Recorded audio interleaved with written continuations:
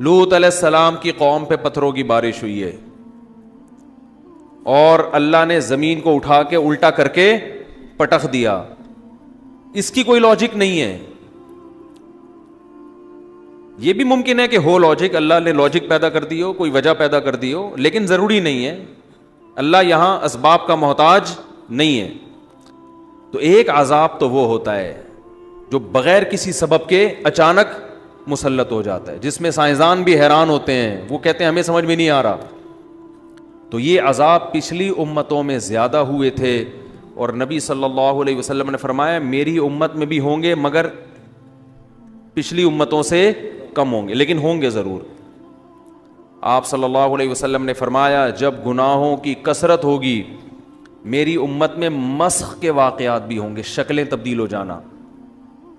بنی اسرائیل کو اللہ نے منع کیا تھا نا ہفتے کے دن شکار مت کرو, پھر بھی کیا انہوں نے.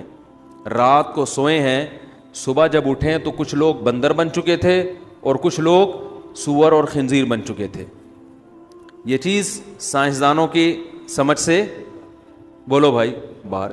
جیسے حضرت عیسیٰ کو اللہ نے بغیر باپ کے پیدا کر دیا, سائنسدان مانیں گے اس کو؟ وہ کہتے ہیں بھائی لیبارٹری میں تو ایسی, یہ ممکن ہی نہیں ہے, لیبارٹری تو یہ کہتی ہے کہ یہ پاسبل نہیں ہے. حضرت عیسیٰ علیہ السلام مردوں کو کہتے تھے قم باذن اللہ, اللہ کے حکم سے کھڑا ہو جا, مردہ ایک دم زندہ ہو کے بیٹھ جاتا تھا. سائنسدان مانیں گے؟ بولتے کیوں نہیں بھائی, نہیں مانیں گے.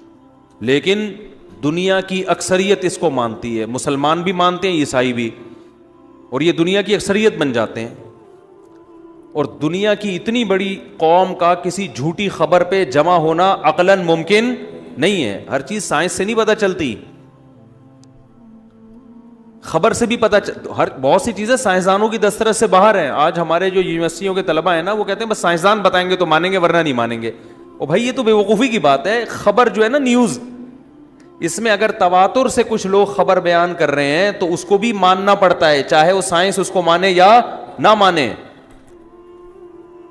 میں یہاں جب بھی ایسے کوئی معجزے اور کرامت کے واقعات بیان کرتا ہوں نا, تو میں اپنا واقعہ ضرور بیان کرتا ہوں. میں نے شہداء کے خون کی خوشبو اپنی ناک سے سونگی, اللہ کی قسم. اب اگر مجھے کوئی سائنسدان کہے کہ یہ پاسبل نہیں ہے تو میں کہوں گا میں نے خود سونگی ہے تو پاسبل.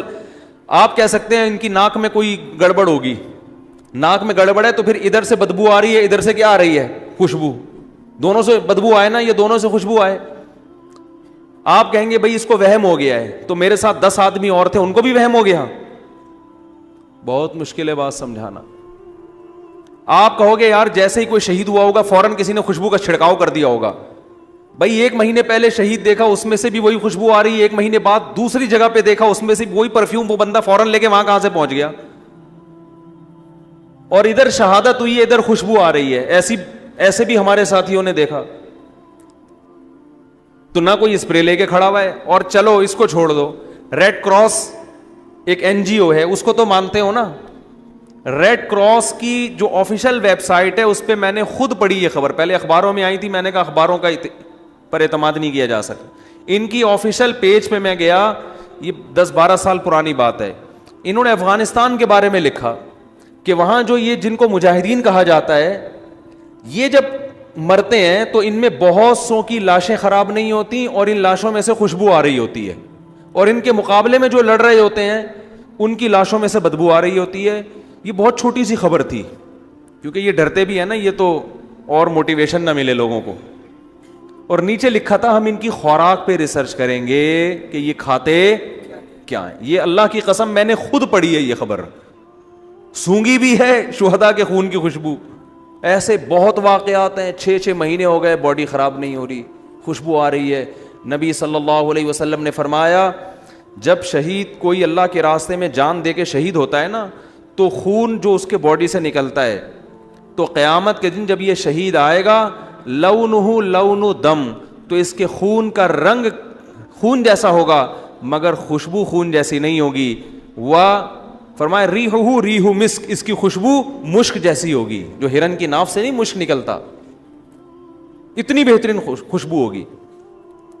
تو اب اگر کسی کو یہ اعتماد ہو کہ مفتی طارق مسعود صاحب جھوٹ اتنی لمبی ممبر پہ بیٹھ کے پھینکیں گے نہیں, تو اس کو اب مزید کسی سائنسدان کی ضرورت نہیں ہے اس خبر کی تصدیق کے لیے. اور اگر کسی کا خیال ہے کہ بھائی ہو سکتا ہے پھینک رہے ہو بیٹھ کے, تو وہ پھر کہے گا یار مجھے یقین نہیں ہے.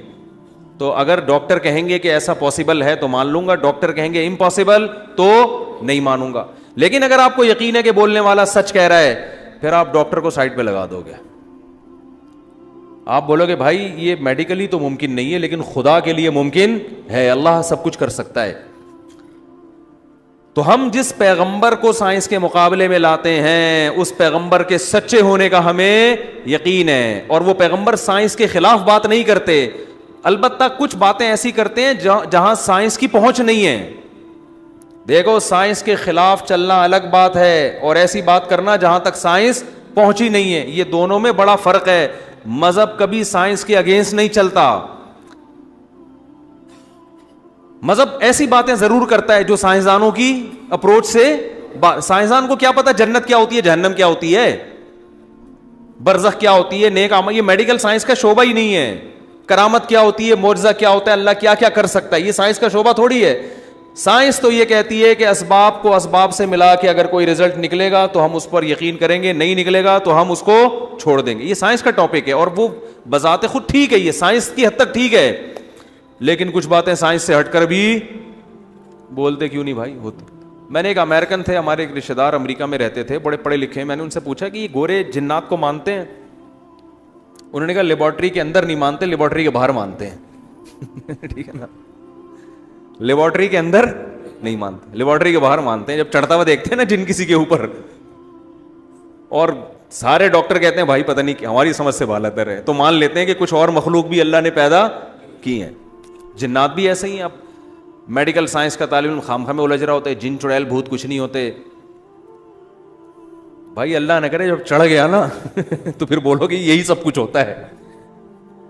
لیکن عامل جو کہہ رہے ہیں نا جن چڑیل, وہ الو بنا رہے ہیں. ایسا نہ ہو کہ جن کی چکر میں آپ عاملوں کے پاس پہنچ جائیں, یہ پاس کچھ بھی نہیں ہوتا, یہ مسمرزم کر کے آپ کو الو بناتے ہیں.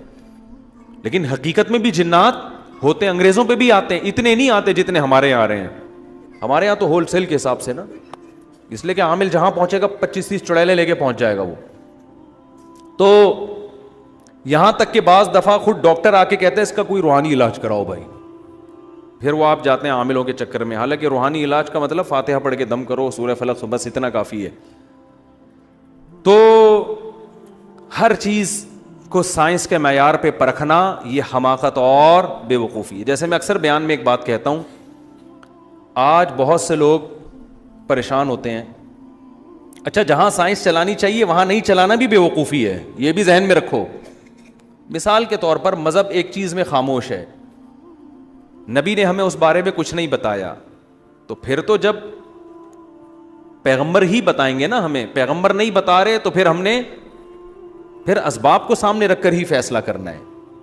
پھر ہوائی باتوں میں آنے کی ہمیں اجازت نہیں ہے, اس لیے کہ دلیل یا تو عقل سے ہوگی یا نقل سے. عقل کی دلیل جو سائنسدان بتاتے ہیں, جو مشاہدے پر مبنی حقیقت, اور نقل پیغمبر سے. تو اگر ہمارے پاس مذہب سے بھی دلیل نہیں ہے اور ہمارے پاس سائنسدانوں سے بھی کوئی دلیل نہیں ہے, پھر اس پر ایمان لانا وہ توہم پرستی ہے.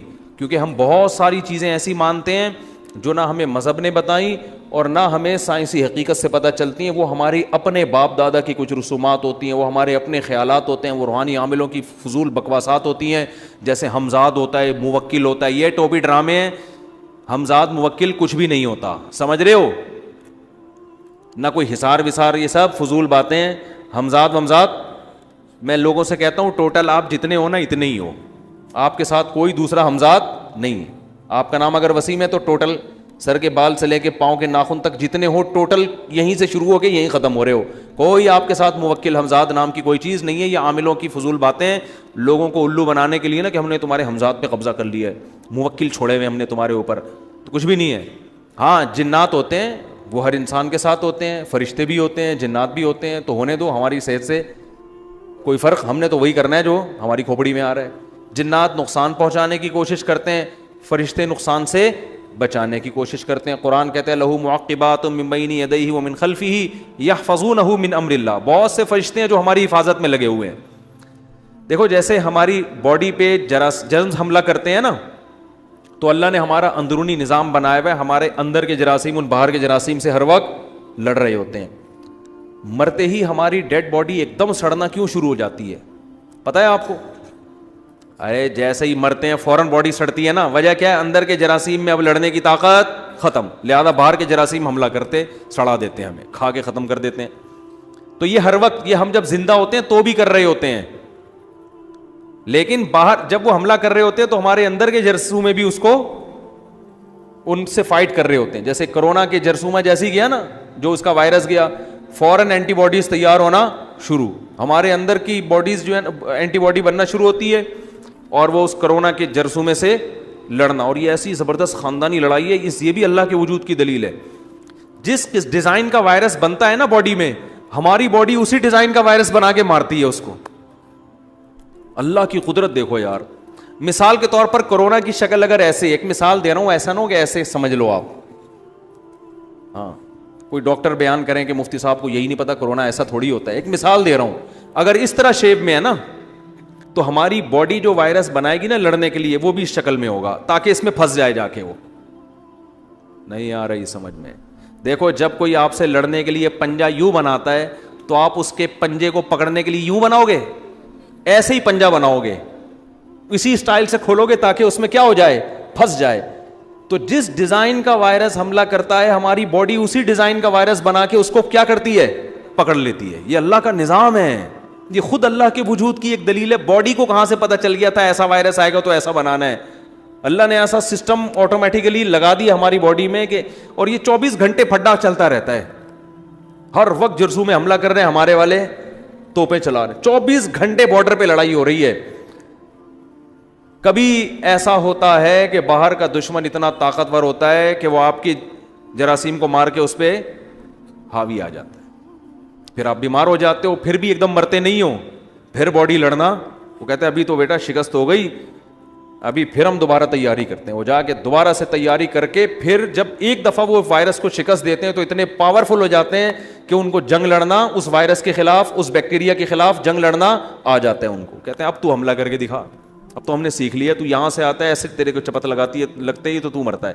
تبھی ایک دفعہ جو بیماری ہو تو عام طور پہ دوبارہ نہیں ہوتی وہ.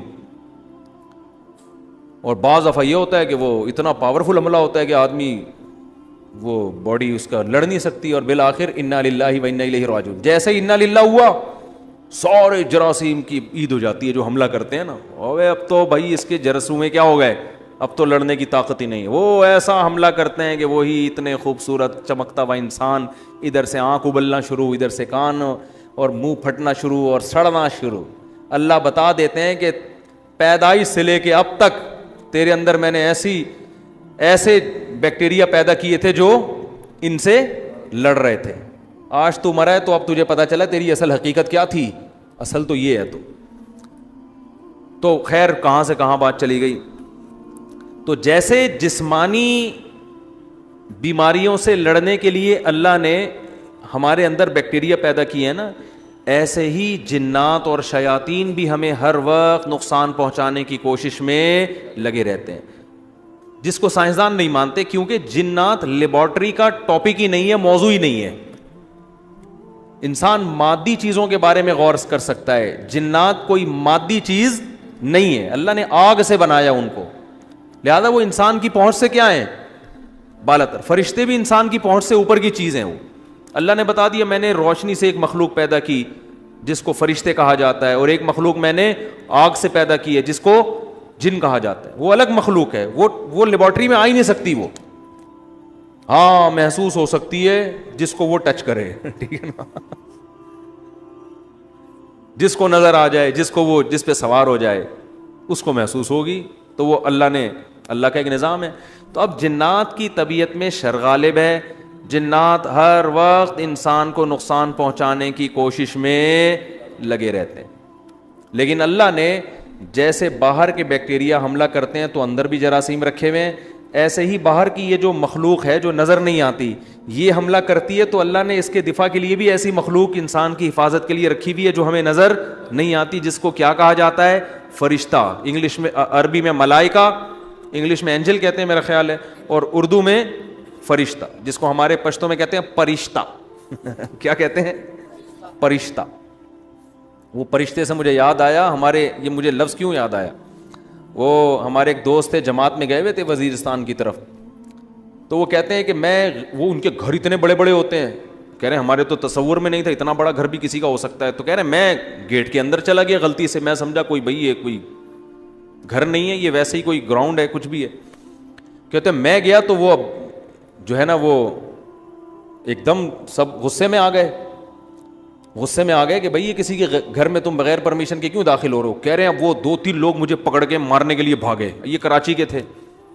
کہہ رہے ہیں وہ شکر ہے ہمارے جماعت کے ساتھی وہ بھی یہیں کے, انہوں نے کہا مت مارو پرشتہ ہے پرشتہ, یہ بری نیت سے نہیں جا رہا ہے بھائی, یہ تو وہ کہتے ہیں انہوں نے 2-3 دن اعمال دیکھے نا ان کے کہ یہ نیک آدمی ہے, تو کہنے لگے اس کو مت مارو یہ پرشتہ ہے پرشتہ. تو اس کو یہ لفظ یاد ہو گیا, کہہ رہا مجھے اتنا اچھا لگا ان کا یہ لفظ, مجھے واقعہ یاد آتا ہے کہ بھائی مجھے مت مارو, یہ کون, اس کو مت مارو, یہ کون ہے؟ پرشتہ ہے, یہ کوئی بری نیت سے نہیں آیا ہے, غلطی سے چلا گیا بیچارہ. وہ تو شکر ہے وہیں کے مقامی آدمی نے بچا لیا, ورنہ اس کا انا للہ ہو سکتا ہے اس کے خون میں سے بھی خوشبو آ رہی ہوتی 2-4 دنوں بعد. ٹھیک ہے, تو کیا بات کر رہا تھا میں, ہاں, تو فرشتے بچاتے ہیں اللہ کے حکم سے. بہت سارے فرشتے ہوتے ہیں جو آپ کی حفاظت پہ مامور ہوتے ہیں, اور یہ دن رات یہ چل رہا ہے. اچھا بات چل پڑی ہے تو فرشتوں سے ایک دو بات اور یاد آئی. دیکھو جنات کو محبت ہے گندگی سے, اور فرشتوں کو محبت ہے صفائی اور خوشبو. فرشتوں کو گندگی سے اتنی نفرت ہے کہ حدیث میں آتا ہے جب کوئی شخص مسجد میں نماز کے انتظار میں بیٹھا ہے یا نماز کے بعد بیٹھا ہے, نماز پڑھ کے بھی بیٹھا رہے گا تو اس کو ثواب ملتا رہے گا, اور فرشتے اس کے لیے دعا کرتے رہتے ہیں ما لم یحدث فیہ, جب تک کہ اس کی ہوا خارج نہ ہو. اگر ہوا خارج ہوئی فرشتے بوریا بستر لے کے شاٹ, کیونکہ فرشتوں کو بدبو سے کیا ہے؟ نفرت. فرشتوں کی اللہ نے صفت ایسی بنائی, ہر اچھی چیز سے ان کو محبت ہے. آپ جب تلاوت کرتے ہیں خاص طور پہ تہجد میں, حدیث میں آتا ہے فرشتے اس تلاوت کو سننے کے لیے جمع ہوتے ہیں. ایک فرشتہ آتا ہے وہ بتاتا ہے یہاں تلاوت ہو رہی ہے نماز میں, یہ تہجد میں تلاوت کر رہا ہے فلاں. دوسرا آتا ہے, تیسرا آتا ہے, یہاں تک کہ آپ صلی اللہ علیہ وسلم نے فرمایا آسمان تک فرشتوں کا تانتا بن جاتا ہے.